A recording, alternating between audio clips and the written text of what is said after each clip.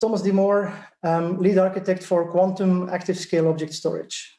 So now we'll highlight how the layered architecture of ActiveScale is of prime importance to satisfy the abilities you want from an object storage system to store your unstructured data. So looking at S3, so indeed, a very important part of S3 is the clients. So the applications, clients, SDKs, we don't control them. They're external to our system, and they follow the S3 standard. So it's not like we have some special sauce that we install on the client machines. That's just, they connect to us over the WAN, and they use standard applications. And there's a lot of benefit in that. They connect over HTTP, HTTPS. And so those applications are well tested, well behaving. That has been very important for the popularity of S3. So Amazon did a great job in making those available for everybody. And so by implementing an S3 compatible storage system, you implement the server side, so which is everything in the light blue box. And so these clients connect to the ActiveScale system, and they connect into our access layer. And so it's of prime importance that there are two layers, and we'll keep on delving into this. This is going to be the running thread across the rest of my presentation. There's an access layer and there's a data layer, and so they have different requirements. And so the access layer has the access protocols. I think S3 is the prime one there, and it also holds the object metadata. And so that's the part that has this single global namespace where you can get your objects from anywhere, access it, and so it has to scale to an infinite amount of objects. And so this is also where the metadata features really live. And then you have the data layer. So that was one part of the question, which was asked earlier. Then you have the data layer. That's about not storing the metadata, but storing then the data, storing the stream of bytes associated with the object. And here it's really about availability and durability over time, and how cost efficient can we make the system. And so we'll go into detail into both of these layers. But you can already see that there's one access layer and that there are multiple instances of the data layer. And so that will be of prime importance. So that's something to highlight already. So indeed, there's a single access layer. It holds a single global namespace, and you can access distributed system. There's multiple nodes involved because it has to scale. You cannot force all the traffic through a single node. So all the nodes in the system give access to, in the access layer, give access to clients to connect to the system and to do S3 operations. And so the access layer holds the metadata, and it's of key importance for head and list S3 APIs. And then the data layer, which is not a single instance, but is a fleet of independent data pods, we call it. Because there are benefits if a pod is kept as small as possible. They need to be a certain size. They need to have enough devices to be safe. And so the data layer is crucial for put-get object S3 APIs. So basically reading and writing data. And so having these separate layers is crucial. So and then we come to it. They have to. There's software layers, and so they can run on the same hardware, but they can also run on different hardware. So one of the appliances. So we have our ActiveScale object storage software, but we also package them on an appliance. And so I think a couple of the questions here are how does those appliances, how does a typical appliance running ActiveScale look? And so you can see here at the top there's a switch, then there's 3 access nodes, and then in this example it's a JBOD, it's an X100 ActiveScale system, which is our JBOD based model. So it's dense nodes, a server, and for your JBOD, and it can hold 98 disks. So there's 7 sleds with 14 HDDs. And so you see a rack basically starts off as the 3 access nodes at the top, and then you have 6 storage nodes, each with a JBOD. And you can start with only 14 disks per JBOD, and you can scale out the system by adding JBODs. And then you add a second rack next to it, you scale it out in the same way, and you can keep adding racks to scale out the system. So this is really how, at scale, the most dense platform where the disks are inside these JBODs, we have basically the same model where the disks are inside the nodes, where there's 12 disks per node. That's our P series, P100. And so what's important is that if you end up in this 6-rack system here, is that the access nodes run across the top. And so those nodes form one unified layer, and indeed they store the metadata on SSD. So we'll get into detail why. So that's a single global namespace of metadata stored on SSD. And then the JBODs are populated, in this case, with HDDs. You can think about, if it's a 14 terabyte HDD, you can fit about 8 or 2 petabyte raw in one of these racks. And so that amounts to about, depending on the erasure code, around 5 petabyte usable storage per rack. 5 peta, thanks. And so of course, that's a appliance, a deployment. The software itself can run both in this mode and in the mode where the access layer is converged onto the same nodes. Then simply it's the metadata, it's the SSD storage that ties together the single global namespace, and it's the disks which are these independent data pods. Now, how is the data layout? Is it per sled? Is it per drive? Is it per pod? Is it per rack? Because it's all objects, of course, but if you have, does an object have a typical size, or can there be small ones and big ones? Because I can imagine that if you have that amount of data, it has to be laid out in some kind of way across multiple pods at that moment. Yes, so the data sizes can range from kilobytes to terabytes in object storage. So there's typically applications write small and big files. You have a lot of, if you think about the use cases again, ADAS, genome, media and entertainment, those are a lot of gigabyte files, but we definitely have also a second batch of customers which run at a couple of megabytes size. That's another very popular slot. And about the data layout, so I'm going to first dive into the access layer and the metadata, and then in the second part we're going to focus on the data. So that's going to definitely be addressed. And if it's still not clear after the next couple of slides, then please shout out. Okay, thanks.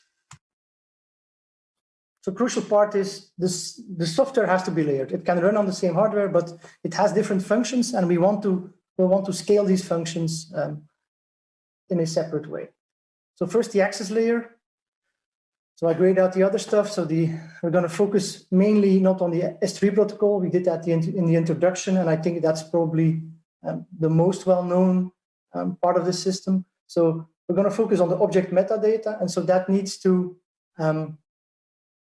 scale. That performs the content of, the function of the single global namespace across all these racks. And so basically, what is metadata? That's simply a list of billions of entries for objects, and these kind of look like this. So of course, this is a stylized representation. So in S3, you have these buckets as a way to organize your data. And so here we're looking at a couple of objects in the recordings bucket. So TechField Day 22, Quantum Layered Architecture.mp4. That's the recording of the video we're recording right now, and then after this we'll record another one with the summary. And so you can see that I've highlighted then the rich metadata, which is associated with the first one. And so the metadata, of course, has a link to the data. So the metadata basically, if the metadata is available, that is in the system, that means that the object exists. So object existence is basically tied to the metadata, and the metadata has a pointer to the data. What is your product? What the architecture is? It seems that we're kind of jumping back and forth. So I don't know if there's a way where you can explain somehow Hi, this is Noemi. Let me address that for you. So ActiveScale as an object store has two components: the access and where the data is stored. So the access gives you the interface that is that S3, and then once the data is entered, it's erasure coded. And we have different ways to do erasure coding depending on the durability of the data that you want, and then the encoded objects. Or chunks are then distributed across all the drives in the system. So the reason we have the minimum configuration, which is a 3-node configuration today, is because we want to establish a certain number of failure domains. In other words, because the system is designed that you can deploy it in a single site where you have, let's say up to 59 protection in terms of drive failure. You can fail a chassis, and then if you do a 3-way geodispersal, which is when erasure-coded chunks are dispersed across not just in a single site, but across 3 different sites, then you can actually sustain a site failure without losing any data. So when we talk about real high data durability and preservation of data, we're talking about the system, and every component of it is built to address those things. So it is enormous amounts of drives. You can scale it into many, many petabytes and billions of objects. The flat namespace gives you that level of scalability that you can get from a file system or a traditional file system. That's really a great overview. So thank you so much for that. What kind of drives are you using in your system? I mean, you're talking about, we're talking here about capacity, a lot of capacity, a lot of data. Are you using flash QLC drives, or are you on HDD still? Yeah, so from a business perspective, based on the use cases that an object store services, because you cannot do random I/O, it's really not designed for it. It's really for sequential. We're using HDDs. It gives you the highest density and sort of the highest bang for the buck. Now, it doesn't mean that we could not leverage other types of media if there is a business justification for it. But as of right now, there really hasn't been any business justification to go with a flash-based bulk storage. So in a sense, what you're telling us is that you're using HDDs, but your architecture is somewhere ready to move towards QLC drives whenever, let's say, the economics and maybe even the durability of those drives will be increasing somehow. Yeah, the ActiveScale software stack, which is why we're really separated the conversation between software and hardware, is independent. In other words, you can, it is designed to run on a variety of different hardwares. We have chosen to package it today to go to market with an appliance because we have done the testing and optimization to ensure that you're getting the best durability, performance, all the different things that you get from an integrated system. But the software, there's nothing to say that if we wanted to deploy it on other kinds of hardware that we wouldn't be able to do that. It's software. So to reiterate, indeed, the bottom part of the system leverages HDD today. In most of the setups, the top part leverages SSD. So the access node leverages SSD to store the metadata. And so that's where we were ended up. So on these SSDs, you find a list of billions of objects, and they look about like this. So there's a link to where the data can be read in the data layer underneath. There's stuff like the size of the object, the E tag, which is a hash that's used also by clients and server to ensure that the data integrity is maintained while we transfer data over the network, potentially the wide area network.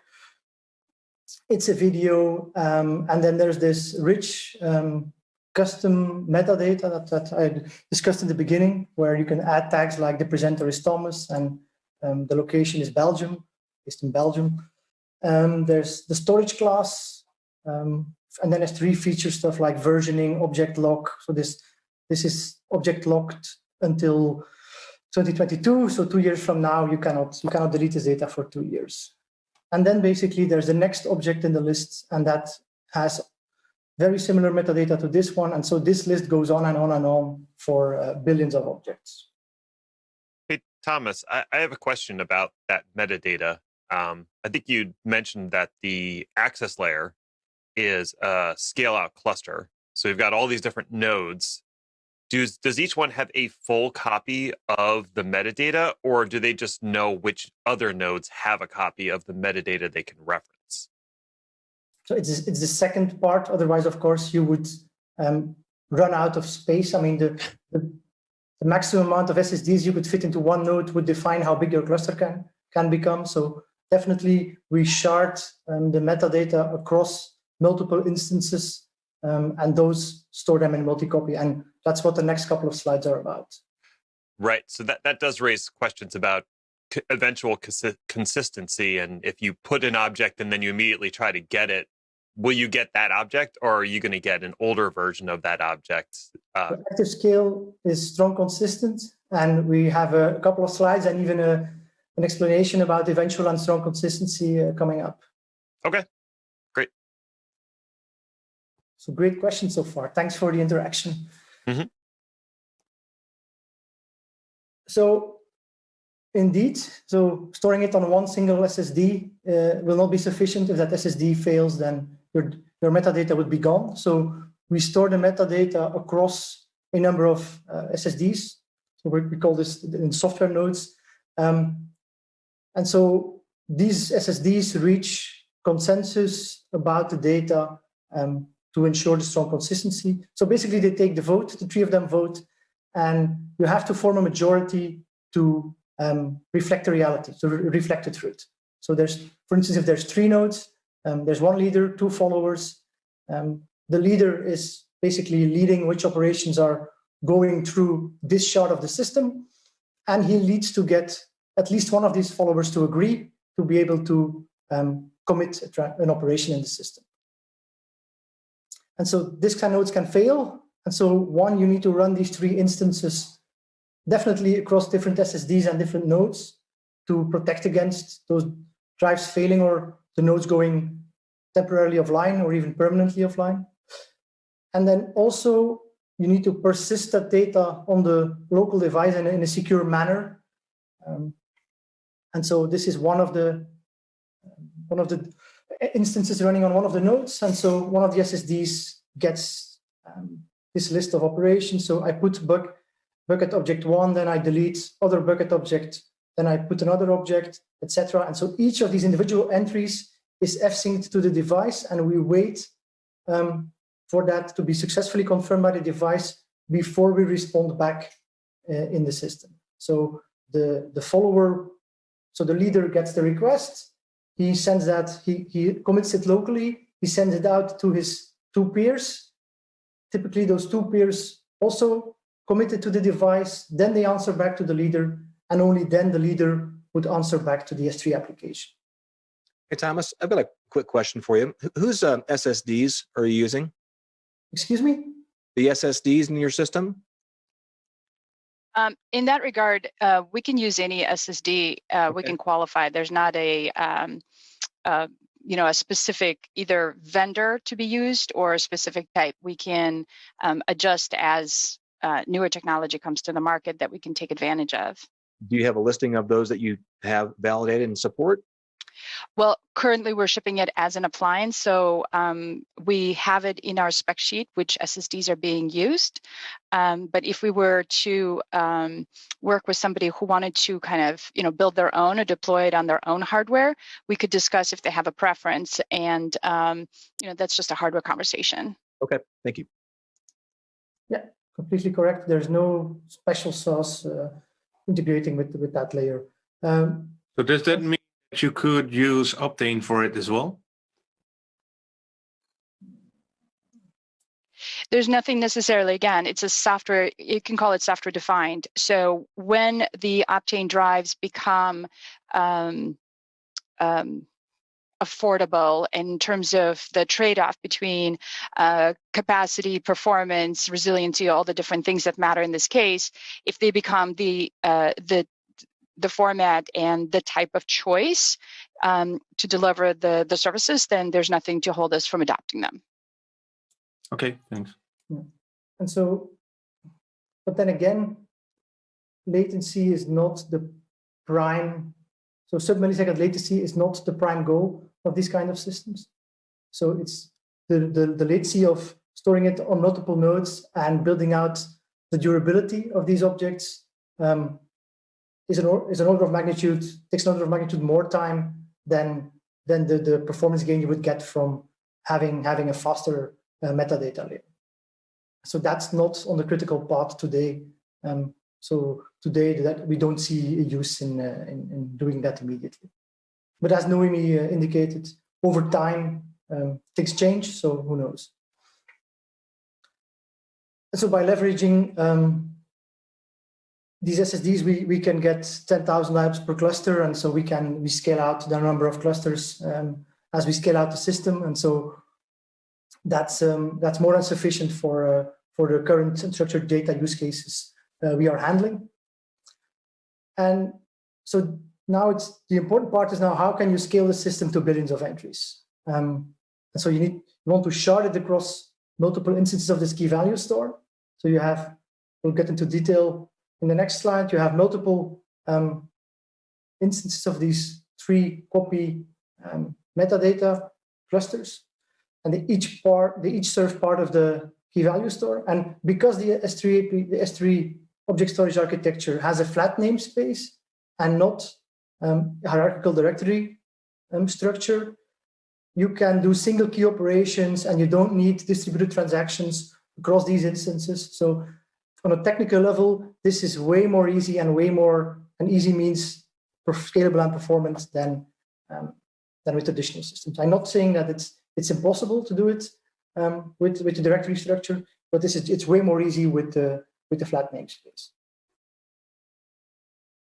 So let's first dive into consistency. I think the question was asked. So let's think about a hypothetical bunny detector program. And so it takes a number of input files. It detects whether it's a bunny or not. And then at the end, after it has seen all the files, it would reach a final decision. And so object stores are distributed systems, so that should be clear by now. So there are multiple nodes in the system, and they can all serve requests. All the nodes in the access layer can serve requests. Some servers might be down. Some servers might be recovering from being down. They might be upgrading. The network between some of the systems might be down. So the system needs to cope with all of these intricacies that are inherent to being a distributed system. And so eventual consistency, explained more or less, is we take an input file. This is obviously not a bunny, so we don't need to do anything. This is a bunny.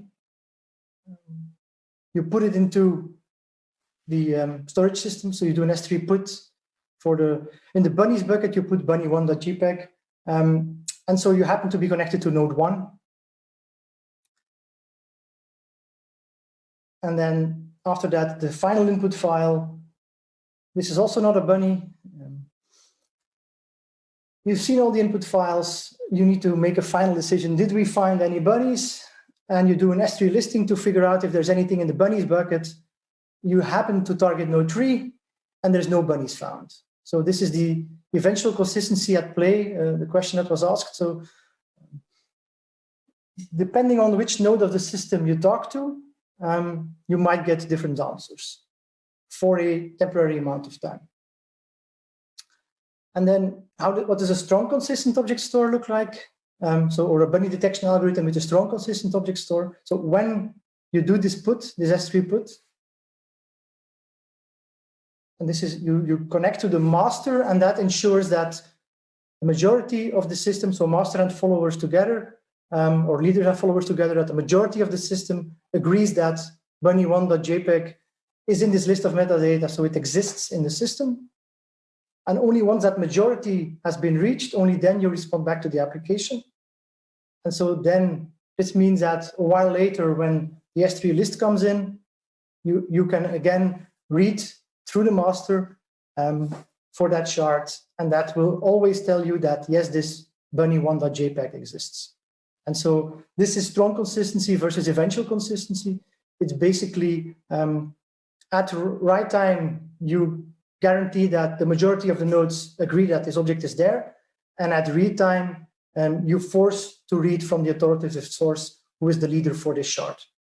One thing I wanted to add, Thomas, to this in terms of the consistency conversation. So a lot of it has to do with the metadata and making sure that all the nodes, let's say if you're 3 geo-dispersed, if you have in 3 geographies, that all the metadata is consistent across all the nodes. So even in an instance, we have a functionality that is local ingest, which enables us to ingest data locally and then disperse it across the 3 different sites, especially if the latency of the network is a little extensive, more than we would want from an application performance perspective.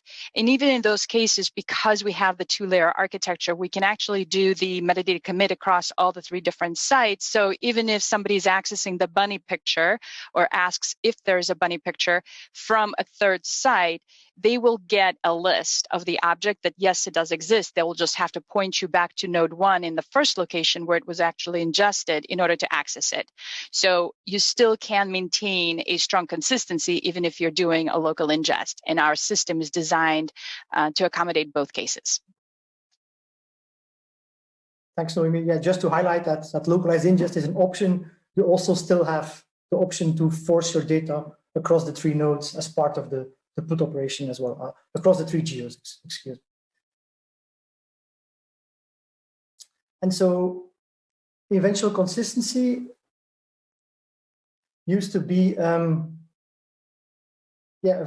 question is there because it's a known property of S3 systems, but then last week, AWS reInvent happened. And so Amazon basically announced that from now on, with immediate effect, all buckets and all regions are strong consistent. And so they were, in 2006, they started off eventually consistent and they improved over time. They added read after write consistency for put in some regions and later for all the regions. But over time, so they got better also because of competitive pressures. I think both Google and Microsoft have strong consistent versions of their clouds. And so finally, Amazon is there. They're also strong consistent for all the operations.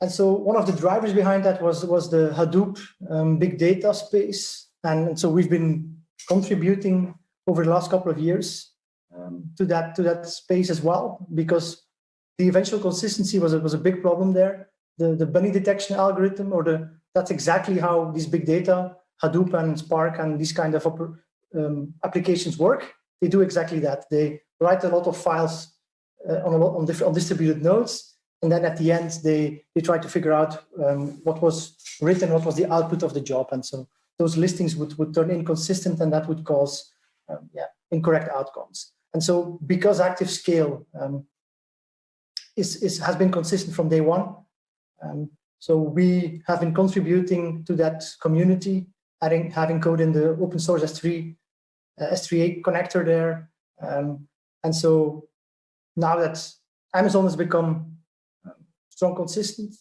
everybody can leverage that code. So we collaborated closely with, a big shout out to Steve Loughran at Cloudera. So he helped us put that code in there over the last couple of years. And now basically everyone can use it, not only ActiveScale users who have a strong consistent object store, but now that Amazon is strong consistent, everybody can leverage that code.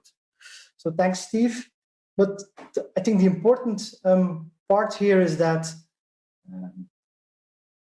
now that Amazon is strong consistent, S3 applications will be written assuming that strong consistency is there. And so to be S3 compatible, you need to be strong consistent. So the safeguards of dealing with eventual consistency will be removed from applications over time.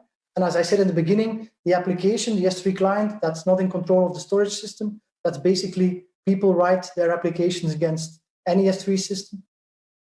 And so ActiveScale, we're very pleased that we have been strong consistent from day one. That was part of our design goals. And so this is a great news for us. How is this priced? Excuse me? How is this priced? It is there's a hardware purchase because software is separate from hardware. So the software is a capacity-based license. Okay. So the customer is buying the appliances from Quantum Today. Today. Mm-hmm. And then they're buying based on the capacity that they want. So how do they know how many appliances to buy? And I mean, are you going through the sizing exercise with them at first? And so they have to buy a minimum of 3 nodes to start, correct?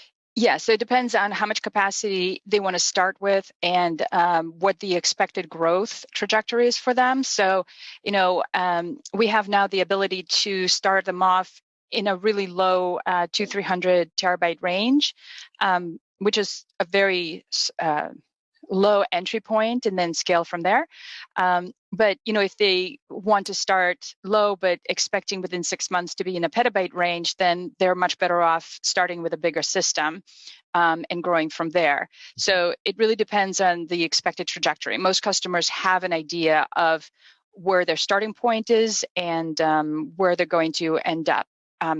Especially in some of the industries we're focusing on. For example, I know in life sciences, storing microscopy data or genomics data or even informatica data, image data, all of this data is a function of machines creating it, right? Whether it's, like I said, microscopes or telescopes or something else. And they have an estimate approximately of how much data they're creating, terabytes. Typically, it's about terabytes a day or terabytes a week. Okay. Thank you. No worries.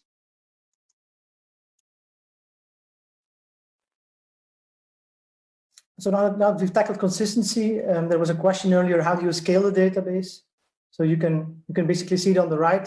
You have these three metadata nodes. They each have an SSD locally, and you can just scale it out by adding a second pair of 3 nodes. And so this is how you can grow the metadata system. And the system basically shards the namespace across these multiple instances of the key value store. And you can see, for instance, A to C is in orange, so that's in the orange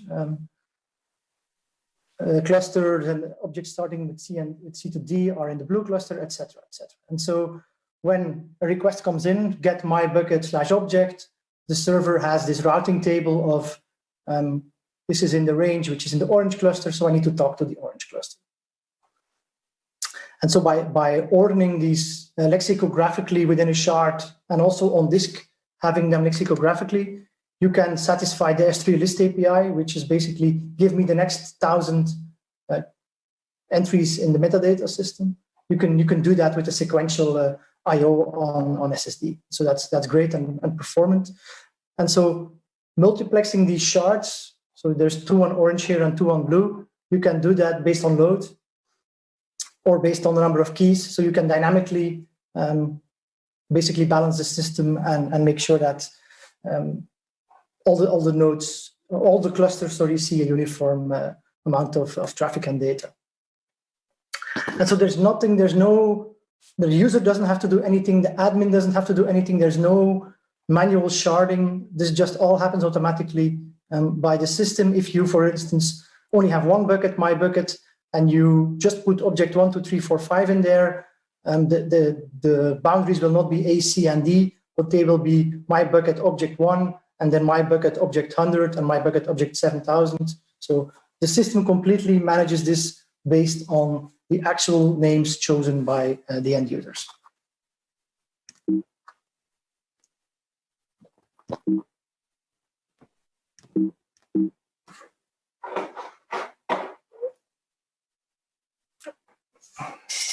There we go. And so adding shards, so growing the system further, you can see on the right, we're adding a third purple cluster. So it's a bit smaller because it doesn't have a lot of keys yet. And so you can add shards on the fly. And there's no downtime on adding shards. So the only thing we do is you see that between D and Q, we have a boundary M now, and D to M is in the purple cluster. So behind the scenes, in the background. This metadata is moving from the orange cluster to the purple cluster, but it remains accessible. The ActiveScale S3 server is aware that this rebalancing is happening in the background, and it can cope with that, and it can guarantee to find your object. And so we are only rebalancing the metadata, and so that's only in the order of terabytes, whereas the data is in the order of petabytes. So this is not an issue for the system. When scaling out, you have moving out these systems so you can leverage all the disks and you can scale out the metadata namespace. The access layer, is that always fixed amount of nodes that handle all the access, or can there be more nodes to handle the access?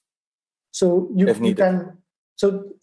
those are independent software components. There's no limit. Of course, it's not you cannot have like 3 disks with 500 nodes in front. That will not make the system faster. But so yes, you can dynamically add nodes to that. That increases the throughput of that layer. But of course, you need to have a balanced system. Does that answer the question? So you can have, if for example, if you have 1 rack of ActiveScale, you can have 3 access nodes. You can also have 10 access nodes. Yes, and you can also have the converged model where every storage node is also an access node. Cool. This reminds me of another Belgian product called Centera. Yeah, so that's a file pool. So Centera. Oh, that's yeah, indeed. Yeah. That's the first generation object storage. But those were the content addressable. So that's where you give it an object, it gave you back a hash. And so this is the second generation object storage where the end user can choose a name. And that's what we have to persist inside this metadata database. It's not a static one-to-one link anymore. It's user chosen. And also on the data layer side, there's been a lot of innovation, mainly the erasure coding technology. And we pioneered that in 2008. So that's basically the second wave of object storage. I think EMC Centera, which was Belgian file pool, was the first wave. Yeah. Okay, thank you very much. Thomas, how are you guys handling the load balancing of your reads and writes to all these nodes that are going across? Do you guys have your own proprietary load balancer built in, based on Nginx or something like that, or can we use third-party load balancers like F5 or something like that? So there's multiple options here.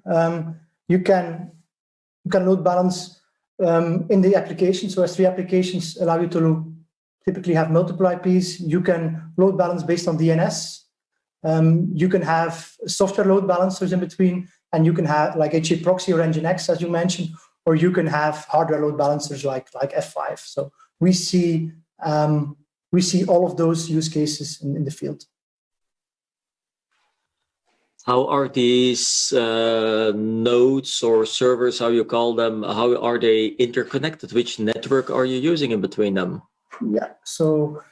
And also to the data layer, because also there, the data layer is storing all that data. So I assume there must be quite some bandwidth available between all those nodes.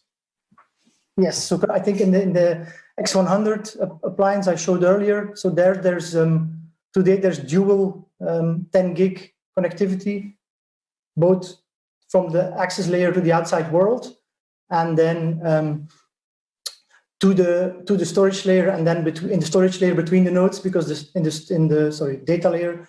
So in a data pod, the different nodes need to talk to each other.